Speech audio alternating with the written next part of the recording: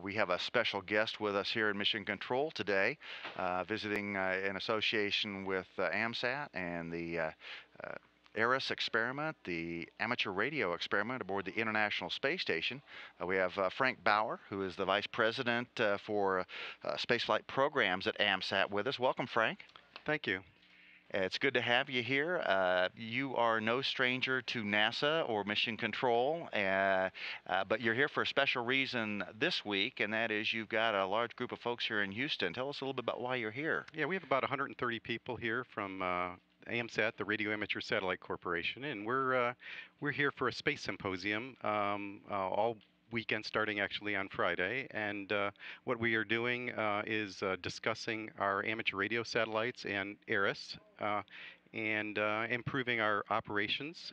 And one of the major satellites we're working on is CubeSat called Fox. And so we've got a lot of different spacecraft that we've built over the years, way over 70 satellites at this point, starting in 1961, very first satellite called Oscar 1. Oscar One, and then you, as we mentioned, you're no stranger to NASA. You worked at Goddard Space Flight Center and elsewhere. Tell us a little bit about your history with the agency. Yeah, I started in the mid 70s working for NASA at Goddard, and actually my career was down here for a couple of years on Constellation, and then ultimately NASA headquarters folks asked me to come up and be the chief engineer for exploration. So I was doing that for 4 years and retired about 2 years ago. Okay. And in retirement, you're staying busy, obviously, working with this group. We've got about 130 people, I think, visiting Johnson Space Center here from your symposium. It's great to have them here in the viewing room. So tell us a little bit. This is all about the International Space Station today. So give us a little bit of history and tell us a little bit about ARIS and its value to both the folks on the space station and to folks here on the ground. And one of the things we were celebrating this weekend is that this is the 30th anniversary of amateur radio on human spaceflight vehicles.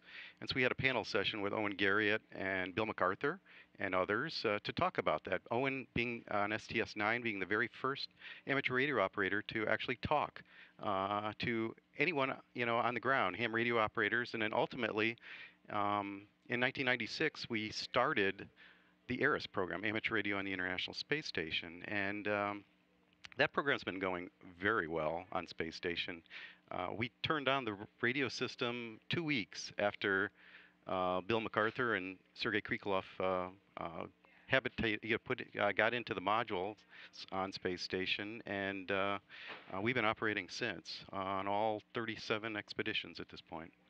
And about how many contacts do you have in any given period with the space station amateur radio? Well, we're doing about 100 a year, about 2 a week. Actually, we had 2 today that were very successful. Cradle of Aviation Museum up in New York, and another school in New Jersey. And so we have about 2 a week. Depends on orbit dynamics and things like that. But so it keeps us pretty busy. The interesting thing about our program is it's all volunteer. So we're touching about 15,000 students directly a year in the program, and then also millions see the contact between the space shuttle astronauts and the students. We give them about orbit dynamics mean that we can give them about a 10-minute opportunity to Q&A the astronauts on all kinds of different questions, and it works out really well, and it's inspiring. It's a once in a lifetime opportunity for the students, for the families, for the whole community. The whole community gets behind this thing, and millions, like I said, millions experience it a year as part of that activity. And I actually had the pleasure of being at one of those contacts in Northern California a couple of years ago, and it really is quite the setup because your volunteers come in, they set up the antennas outside the school, the teachers organize a couple 300 students to come in the auditorium. They have a large group and a program about the space station and discuss the orbital mechanics that are allowing it to come within radio range for the ARIS experiment. experiment, and then they do a countdown to the contact, and then they get a chance to actually speak live with the astronauts on the space station. I saw the grins on the faces of the kids that got to talk, and they asked some pretty interesting questions too. Yes, exactly. And so it's all about education. It's to get students interested in STEM careers: science, technology, engineering, math. And we go beyond just inspire, into engaging the students and educating the students ultimately. That's our goals and objectives of the program. And it's of course, from our perspective, there's three main organizations in the United States involved. NASA, of course, very intimately involved, the AMSAT folks, and the American Radio Relay League.